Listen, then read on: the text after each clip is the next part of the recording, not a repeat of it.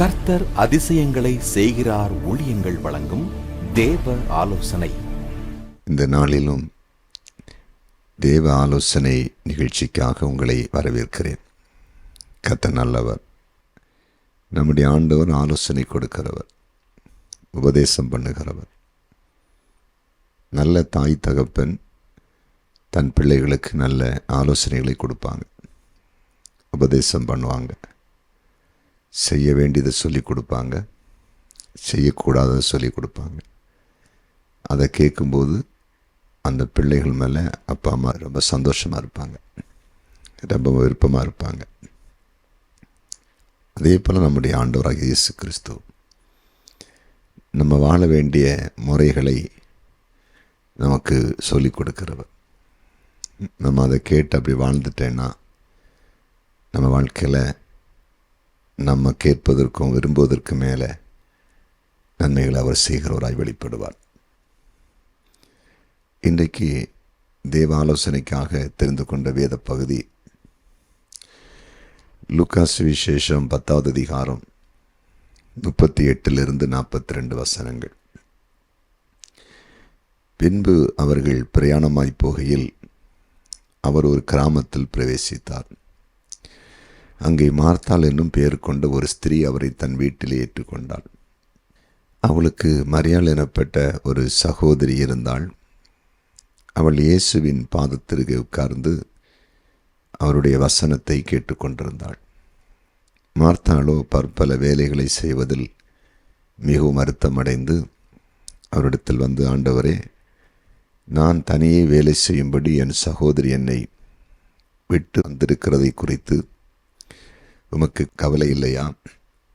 எனக்கு உதவி செய்யும்படி அவளுக்கு சொல்லும் என்றாள்.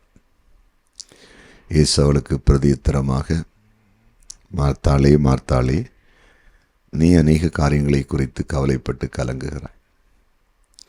தேவையானது ஒன்றே. மரியாள் தன்னை விட்டு எடுபடாத நல்ல பங்கை தெரிந்து கொண்டாள் என்றார். இன்றைய தேவ ஆலோசனையின் தலைப்பு, அநேக காரியங்களை குறித்து கவலைப்படுகிறீர்களா? அநேக காரியங்களை குறித்து கவலைப்படுகிறீர்களா? 41வது வசனத்தில் ஆண்டு சொல்லார், மார்த்தாளே, நீ அநேக காரியங்களை குறித்து கவலைப்பட்டு கலங்குகிறாய். அநேக காரியங்களை குறித்து கவலைப்பட்டு கலங்குகிறாய். 2 சகோதரிகள், உடன் பிறந்தவர்கள், அக்கா தங்கச்சி. ஒருவள் பேர் மரியாள், ஒருவள் பேர் மார்த்தாள். 2 பேரும் ஒரே வீட்டில் இருக்காங்க. அந்த வீட்டில் ஆண்டவராக இயேசு கிறிஸ்து போகிறார். மரியாள் இயேசு அந்த வீட்டுக்கு போய் உட்கார்ந்தார், அமர்ந்தார்.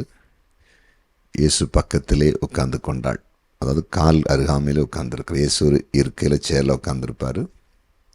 இவள் பாதத்தில் தன்னை தாழ்த்தி ஒரு அப்பாவுடைய பக்கத்தில் போய் உட்கார்ந்த மாதிரி, ஒரு குருவுக்கு பக்கத்தில் பயபக்தியோடு உட்கார்ந்த மாதிரி மரியாள் உட்கார்ந்துருக்கிறாள். ஆனால் மார்த்தாள் உட்காரல இயேசு பக்கத்தில். அவள் வீட்டில் ஏதோ வேலை செய்து கொண்டே இருக்கிறாள். ஒருவள் இயேசுவின் பக்கத்தில் உட்கார்ந்திருக்கிறாள், ஒருவள் வேலை செய்கிறாள். உட்கார்ந்திருக்கிறவள் வசனத்தை கேட்கிறாள், உட்கார்ந்திருக்காதவ வேலை செய்கிறாள். ஆனால் வேலை செய்கிறவ வந்து சொல்கிறா, என்னால் இந்த வேலையெல்லாம் செய்ய முடியல ஆண்டவரே, ரொம்ப கஷ்டப்பட்டு வேலை செய்கிறேன், என் சகோதரிட்ட கொஞ்சம் எனக்கு உதவி செய்யும்படி சொல்லுங்கள். ஆண்டவர் வந்து உடனே நீ என் வசனத்தை கேட்காம போய் உன் சகோதரிக்கு கொஞ்சம் ஹெல்ப் பண்ணு வேலை செய்வதற்கு அப்படின்னு சொல்லாமல் அவளை பார்த்து சொல்கிறாரு, நீ அநேக காரியங்களை குறித்து கவலைப்பட்டு கலங்குற. அப்படின்னா கவலைப்படாத அப்படின்னு சொல்கிறார். கவலைப்படாத, வசனத்தை வந்து கேளு, நான் பேசுகிறத நீ கேட்டேன்னா உனக்கு கவலை வராது அப்படின்னு சொல்கிறார். இன்றைக்கி அநேகர் இந்த பூமியில் கவலைப்பட்டுட்டே இருக்காங்க. எனக்கு யாரும் உதவி செய்யலையே, எனக்கு யாரும் ஹெல்ப் பண்ணலையே, நான் தனித்து நிற்கிறேனே, தனியாக வேலை செய்கிறேனே, தனியாக உழைக்கிறேன்னு சொல்லுகிறார்கள். அப்படித்தான் ஒரு மனிதன் பெதஸ்தா குளத்தங்கரையில் படுத்திருக்கிறான். வியாதியோடு படுத்திருக்கிறான். ஒரு நாள் இயேசு அங்கே வந்து அவனை பார்த்து கேட்கிறான், சுகமாக விரும்புகிறான். அதுக்கு அவன் சொன்ன பதில் என்ன தெரியுமா? ஆண்டவரே, இந்த குளத்தில் தேவதூதன் வந்து குளத்தை கலக்கும்போது என்னை கொண்டு விடுவதற்கு யாருமே இல்லை. அந்த குளத்தில் என்னை இறக்கி விடுவதற்கு யாருமே இல்லை. எனக்கு ஹெல்ப் பண்ணுறதுக்கு யாருமே இல்லை. அதை பற்றியெல்லாம் பெருசாக பேசலை. ஏசப்பா சொன்னார், உன் படுக்கை எடுத்துட்டு நீ நடந்து போ, உன் படுக்கை எடுத்துட்டு வீட்டுக்கு போ. அந்த வார்த்தையை கேட்டான், சுகமடைந்தான். தெய்வ பிள்ளைகளே, ஏன் நமக்குள்ளே கவலை வருகிறது? இந்த பரிசுத்த வேதாகமத்தில் இன்றைக்கு ஆண்டவர் நமக்கு நிறைய வார்த்தைகளை எழுதி கொடுத்திருக்கிறார். இந்த வார்த்தைகளை நம்ம கேட்பேன்னா, வாசித்து புரிந்து கொள்வேன்னா, தியானித்து புரிந்து கொள்வேன்னா, அந்த வசனங்களை ஆழமாக எடுத்து பகிர்ந்து போதிக்கிற தேவ மனிதர்கள் பேசும்போது அந்த வசனத்தை கேட்பேன்னா கவலைக்கு இடமே இல்லை. வசனம் ஒரு அருமருந்தாய் மாறும், விசுவாசத்தை தூண்டும், கர்த்தர் நமக்கு தந்திருக்கிறதை சுட்டி காட்டும், தந்து கொண்டிருப்பதை சுட்டி காட்டும், தரப்போகிறதை சுட்டி காட்டும் வசனம். இந்த வசனத்தை நிறைய பேர் கேட்காதனால தான் கவலை ஆளுகை செய்கிறது. எசப்பா பாதத்தில் உட்கார்ந்திருந்து வசனத்தை கேட்ட மரியாளுக்கு கவலை இல்லை, வசனத்தை கேட்காத மார்த்தாளுக்கு கவலை. புரியுதா? இந்த பூமியில் நம்ம வாழும்போது ஆண்டவராகிய இயேசு கிறிஸ்துவை சொந்த இரட்சகராக ஏற்றுக்கொண்டு பாவத்திலிருந்து விடுதலையாக்கப்பட்டு ஞானஸ்தானம் பெற்று அபிஷேகம் பெற்று ஒரு நல்ல ஆவிக்குரிய சபையில் ஆராதனையில் பங்கு பெற்று கர்த்தருடைய வார்த்தையை கவனமாக கேட்பேன்னா, இயேசு பேசுகிறதை போல நமக்கு கொடுக்கப்பட்டிருக்கிற மேய்ப்பன் வழியாய் கர்த்தர் பேசுகிற வார்த்தைகளை கவனமாக கேட்பேன்னா கவலை வராது. கவலையெல்லாம் பறந்து ஓடும், கவலையெல்லாம் பறந்து ஓடும். சரியா? அதனால் தேவ சமூகத்தை நாடுங்க, ஆண்டவருடைய வார்த்தையை நாடுங்க, ஆண்டவருடைய வசனத்தை நாடுங்க. வசனம்தான் ஆறுதலை கொண்டு வரும். வசனம்தான் துக்கத்தை சந்தோஷமாய் மாற்றும். சரியா? அப்படித்தான் மாற்றும். என்னுடைய வாழ்க்கையில் எத்தனையோ தடவை ஆண்டவர் அவருடைய வேதத்தை கொண்டு பேசியிருக்கிறார். சோர்ந்திருக்கும் பொழுது, பல நெருக்கடிக்குள் இருக்கும்போது, அந்த நேரத்தில் வசனத்தை கொண்டு இந்த வசனத்தின்படி எனக்கு நடக்குங்கிற விசுவாசத்தை எனக்கு கொடுத்து நடத்தி இருக்கிறார். ஆண்டவருடைய குரலை கிருபையினால் நேரடியாய் கூட பல தடவை கேட்டிருக்கிறேன்.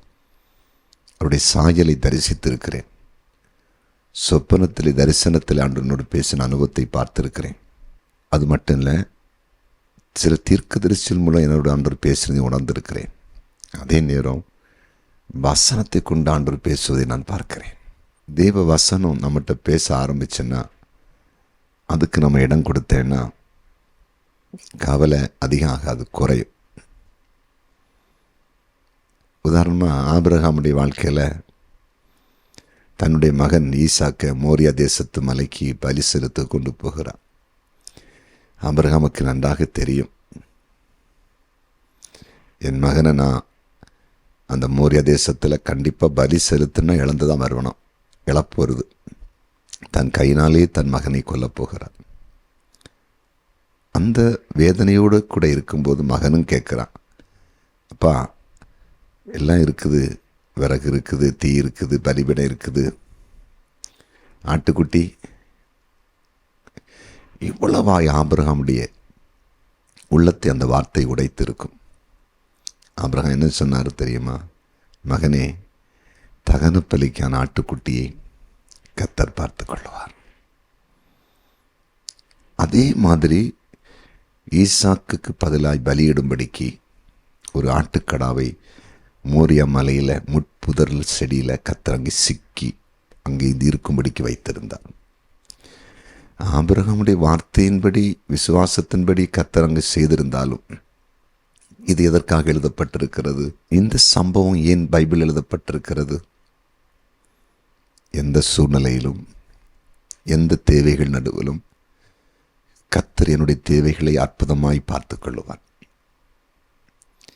ஆபிரகாமுக்கு அந்த மோரிய தேசத்தில் காசு கொடுத்து வாங்காம, தேடி போய் கண்டுபிடிக்காம, ஒரு ஆட்டை விரட்டி பிடிக்காம, ஒரு ஆட்டுக்கடா தானாகவே கையில் வந்து கிடைக்கத்தக்கதாய் பக்கத்தில் முட்புதரில் அங்கே மாட்டப்பட்டு கர்த்தர் வச்சிருந்தார். அந்த தெய்வம் எனக்கெல்லாம் செய்வாருங்கிற நம்பிக்கை பிறகுது. கவலை பறந்தோடுது. இதுதான் சத்தியத்தை கேட்பது, வசனத்தை கேட்கறது, புரிகிறது. புரியுதா? அப்போ கவலை ஓடும், பறந்து ஓடும், நன்மைகள் நடக்க ஆரம்பிக்கும். நன்மைகள் நடக்க ஆரம்பிக்கும். அதனால் தேவனுடைய பாதத்தில் இருந்து சபையில் வந்து உங்கள் மேய்ப்பர்கள் வழியாய் ஆடுகளாக இருக்கிற உங்களுக்கு கர்த்தர் ஆவிக்குரிய போஜனத்துக்காக பேசுகிற வார்த்தைகளை, வசனங்களை கவனமாய் கேளுங்கள். ஒரு ஞாயிற்றுக்கிழமை ஆராதனையில் ஆலயத்து வரும்போது ஜெபத்துடன் வாருங்க. இன்றைக்கு என்ன வார்த்தை எனக்கு கொடுக்க போகிறார் தெய்வம் அப்படின்னு தாகத்தோடு வந்து இந்த வசனத்தை கரெக்டாக கேட்டு வாக்குத்தத்தங்களை விசுவாசிங்க.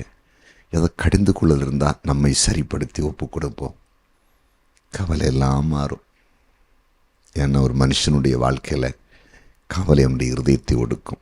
கவலை வந்தாலே அவன் லைஃப் முடிஞ்சுன்னு அர்த்தம். அநேக வியாதிக்குள்ளே போயிடுவான், டிப்ரெஷனுக்குள்ளே போயிடுவான், தெய்வ நம்பிக்கை இழந்துடும், பிசாசு அவர்களை ஆட்கொண்டுருவான், ஒரு பெரிய இருளுக்குள்ளே அவங்க போயிடுவாங்க. அதனால் வேண்டாம். இன்றைக்கி தேவன் அழகாக உங்களோடு பேசிட்டாரு. மரியாளை போல வசனத்தை கேட்போம். மார்த்தாளை போல வசனத்தை கேட்காம கவலைப்பட்டு கொண்டிருக்க வேண்டாம். ஒப்பு கொடுப்போம். ஜெபிப்போமா? ஜெபிக்கலாம். ஆமாண்டவரே, அநேக காரியங்களை குறித்து மார்த்தாளை போல கவலைப்பட்டு கொண்டிருக்கிற உம்முடைய பிள்ளைகள் உம்முடைய பாதத்தில் இருந்து உம்முடைய வசனத்தை கேட்கணும். தாங்களும் வேதத்தை எடுத்து வாசிக்கணும், தியானிக்கணும். அதே நேரம் எந்த சபையில் வைத்திருக்கிறீரோ அந்த சபையில் தனக்கு கொடுக்கப்பட்ட மேய்ப்பன் பேசுகிற வார்த்தையை கவனமாக கேட்டு உள்வாங்கி அதன் வழியாக வாழ்க்கையில் சமாதானத்தின் சந்தோஷத்தை மேன்மை பெற்றுக்கொள்ள கர்த்தர் கிருபை தாரும். கவலைப்பட்டு ஒடுங்கி இருக்கிற எல்லாருடைய கவலைகளும் இயேசுவின் நாமத்தில் விலகட்டும். ஜெபத்தை கேட்டேன், நன்றி. இயேசுவின் நாமத்தில் பிதாவே, ஆமென்.